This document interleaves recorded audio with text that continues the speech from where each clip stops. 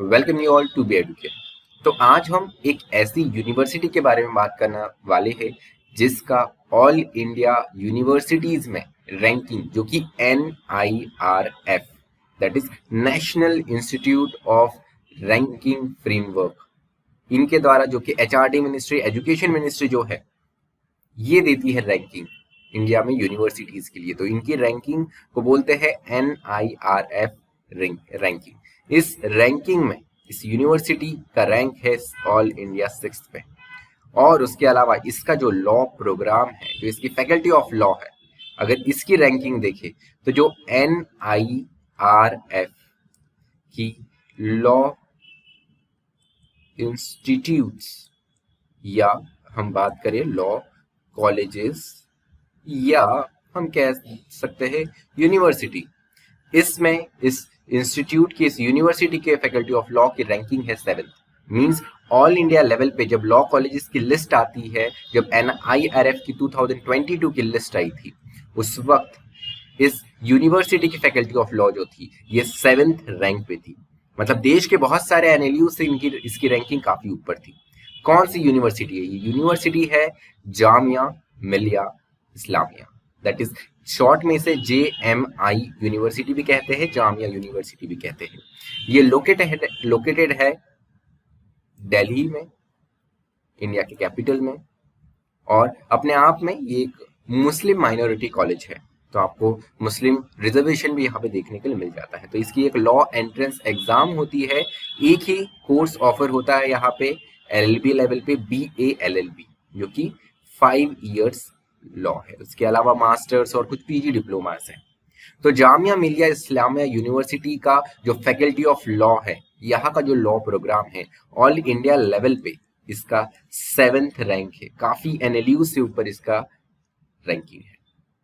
बात कर लेते हैं इसके एंट्रेंस के बारे में। इसके एंट्रेंस की अगर हम बात करें, सिलेबस की बात करें, तो ये 5 year का BLLB ऑनर्स कोर्स होता है। एक रेगुलर और एक सेल्फ फाइनेंस होता है। दोनों में ही 60 + 60 सीट्स होती है।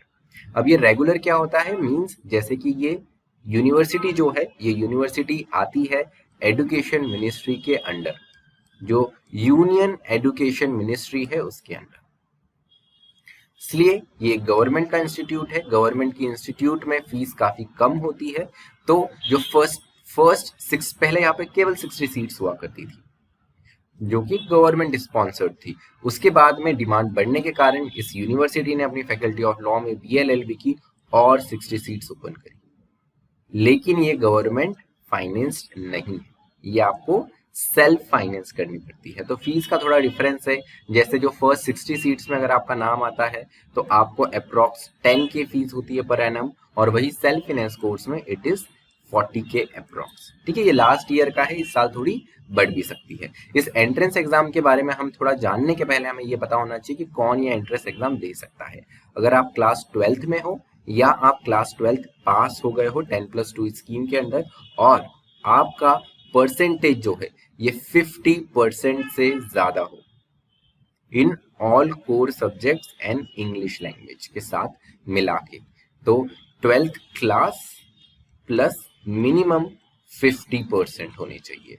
तो आप इस एंट्रेंस एग्जाम के लिए, इस पर्टिकुलर कोर्स के लिए आप एलिजिबल हैं। ठीक है, अब थोड़ा सा सिलेबस की बात कर लेते हैं। अगर हम इसका सिलेबस देखिए इस एंट्रेंस एग्जाम का, सो ये 150 मार्क्स का पेपर होता है। टोटल नंबर ऑफ क्वेश्चन भी 150 होते हैं। पर क्वेश्चन 1 मार्क, और इसमें नेगेटिव मार्किंग भी है। सो 0.25 मार्क जो होता है ये रॉन्ग आंसर के लिए डिडक्ट हो जाता है। सब्जेक्ट्स देखे जाए तो इसमें 5 सब्जेक्ट्स है। First is legal language English including comprehension. मतलब यहाँ पे आपको RCs के, जो इंग्लिश के RCs के पैसेजेस है वो आते हैं। ये जो पैसेजेस होंगे ये लीगल सब्जेक्ट से काफी जुड़े हुए आपको मिलेंगे। इनका वेटेज होता है 30 मार्क्स का, ये आता है। उसके बाद में जो सेकंड सेक्शन है that is current affair. Last 1 year का करंट अफेयर्स आता है 30 मार्क्स का। MCQ बेस्ड क्वेश्चंस होते हैं सारे। ठीक है, तो आपको एक क्वेश्चन दिया जाएगा, उसके 5 ऑप्शंस होंगे। उसके अलावा थर्ड अगर हम सेक्शन देखें तो ये होता है legal aptitude and legal reasoning. जैसे आपको MSCT क्लैट और जो दूसरे एंट्रेंस एग्जाम्स में लीगल जिस पोर्शन में आपका आता है वही पोर्शन होता है, law of contract, law of tort, constitutional law, criminal law, family law, थोड़ा सा international law, legal magazines, legal words, ये सारी चीजें लीगल एप्टीट्यूड और लीगल रीजनिंग में आपसे पूछी जाती है। उसके अलावा इसमें जनरल स्टडीज होता है। General studies are nothing but it is also called GK और स्टैटिक जीके। ठीक है, मीन्स इसमें कौन सा पोर्शन आता है आपका, इसमें आता है आपका हिस्ट्री जो आपने 10th क्लास तक पढ़ा होगा, उसके अलावा ज्योग्राफी, उसके अलावा इकोनॉमिक्स, जनरल साइंस में जो आपने साइंस 10th क्लास तक का पढ़ा होगा, इकोनॉमिक्स, ये कुछ सेक्शन और कुछ मिसलिनियस सेक्शंस इसमें आते हैं जनरल स्टडी वाले पोर्शन में। और जो आपका और आपका जो फाइनल एंड फिफ्थ है ये है एलिमेंट्री मैथमेटिक्स, न्यूमेरिकल एबिलिटी इसमें आपकी चेक करते हैं, 10 मार्क्स का आता है। जनरल स्टडीज 40 मार्क्स का आता है। ठीक है, तो ऐसे टोटल मिला के 150 मार्क्स का ये पेपर होता है। 150 क्वेश्चंस होते हैं, 1 question for each mark. For wrong answer 0.25 mark और I can say 1/4 mark will be deducted. अब बात कर लेते हैं कितनी सीट्स है यहाँ पर। अगर हम सीट्स की बात करें तो दोनों ही कोर्स में, मतलब आपका 5 ईयर जो BLLB रेगुलर है और सेल्फ फाइनेंस दोनों में, जैसे मैंने बताया 60 सीट्स होती है। तो उसके अलावा एक और चीज हमें जाननी जरूरी है कि यहाँ पे रिजर्वेशन क्या है, because it is a Muslim minority institute. तो अगर देखा जाए तो 30% सीट्स जो है ये रिजर्व रहती है for Muslim aspirants, 10% seats reserve रहती है फॉर वुमेन मुस्लिम एस्पिरेंट्स।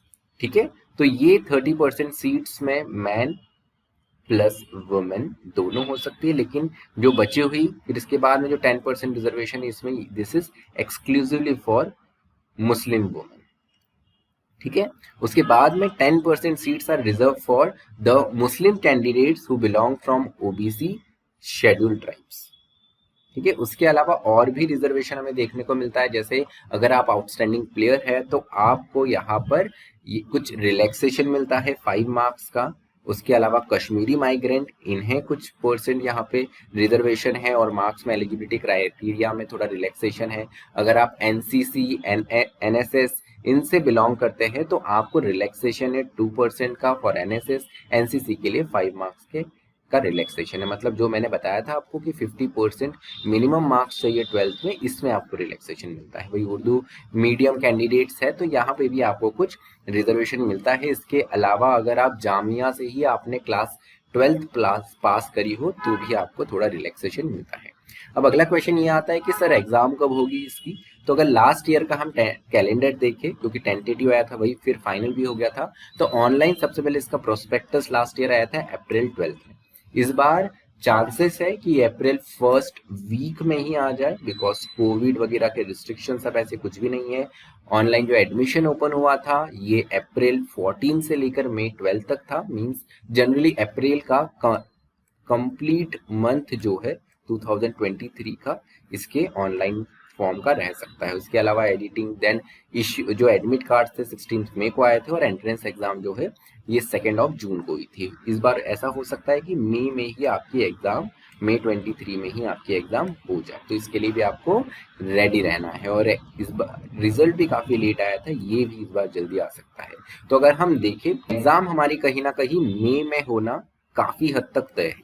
ठीक है, इसके अलावा शायद ऐसा हो सकता है कि एग्जाम अप्रैल 23 में भी जा सकते हैं। अभी तक ऐसा कुछ भी ऑफिशियल नोटिफिकेशन नहीं आया है जामिया की तरफ से, may be in near future आ सकता है, तो उसकी अपडेट टाइम टू टाइम हम आपको देते रहेंगे। आप चाहे तो उसके लिए हमारा यूट्यूब चैनल या इंस्टाग्राम चैनल भी आप फॉलो कर सकते हैं। उसके अलावा अगर हम बात करें तो कट ऑफ देख लेते हैं, इसका कट ऑफ कितना रहता है। जैसे 150 मार्क्स का ये एग्जाम है, तो जो फर्स्ट सीट से BLLB जो कि रेगुलर होती है, जो कि गवर्नमेंट फाइनेंस्ड है, मींस इसमें आपको फीस कम होती है, तो जनरल कैटेगरी के लिए 89 मार्क्स गया था। मुस्लिम जो कैंडिडेट्स थे जिनका 30% रिजर्वेशन है उनको 82.75, मुस्लिम OBC ST के लिए इट वाज 77.75, मुस्लिम वुमेन के लिए इट वाज 76.5। जामिया इंटरनल जो स्टूडेंट है इनको 5% रिजर्वेशन होता है जिन्होंने 12th जामिया इंस्टीट्यूट से ही करा है। यहाँ पे 12th स्कूलिंग भी होती है जामिया इंस्टीट्यूट में, तो 5% इनको रिजर्वेशन है, इनका रहा था 75.5। देन उसके बाद में PW कैंडिडेट्स इनके लिए भी कुछ रिजर्वेशन होता है, तो ये काफी अपने आप में कम गया था। जम्मू कश्मीर के जो कैंडिडेट्स है इनके लिए 76.5 गया होगा। उसके अलावा अगर सेल्फ फाइनेंस्ड कोर्स की बात करें तो जनरल कैटेगरी के लिए जो 60 सीट्स है, और इसमें general category it was 81। Muslim candidates की बात करें तो it was 76.75। Muslim OBC and ST की बात करें तो इट वाज 74.25। वही अगर हम बात करें मुस्लिम वुमेन की, तो मुस्लिम वुमेन के लिए इट वाज 74.25। उसके अलावा जामिया इंटरनल की बात करें तो 71.5, और पीडब्ल्यूडी के लिए काफी कम गया है 23, 50 और 31, जो कि अलग अलग कैटेगरीज है। ठीक है, इसमें कैंडिडेट्स भी कम ही होते हैं। जम्मू एंड कश्मीर के एस्पिरेंट्स के लिए इट वाज 64.5। इनके लिए भी यहाँ पर कुछ परसेंट सीट्स रिजर्व करके रखी हुई है। So this is all for this particular video. तो आपको एक आइडिया मिल गया होगा कि इस एग्जाम में क्या क्या आता है, कितनी तैयारी करनी है, क्योंकि कट ऑफ जो है इसका कट ऑफ काफी हम देखते हैं कि 100 से ऊपर भी कट ऑफ नहीं गया है। मतलब अपने आप में ये एग्जाम जो है एक टफ एग्जाम हम इसको कह सकते हैं, क्योंकि बच्चों का इतना स्कोर यहाँ पर नहीं आया है। अगर आपको इस एग्जाम से रिलेटेड तैयारी करनी है तो आप हमें कांटेक्ट कर सकते हैं डिस्क्रिप्शन में दिए हुए नंबर पे। उसके अलावा आप हमें सीधे व्हाट्सएप भी कर सकते हैं। We are a coaching institute जो online and offline coaching provide कर रहते हैं। ऑनलाइन हम पैन इंडिया में कोचिंग प्रोवाइड करते हैं, वही ऑफलाइन कोर्सेज के लिए हमारे मुंबई में 2 सेंटर है, एट घाटकोपर एंड डोंबिवली। हम यहाँ पर कोचिंग ऑफलाइन कोचिंग प्रोवाइड करते हैं। Thank you so much for listening me. Stay tuned to Be Educare.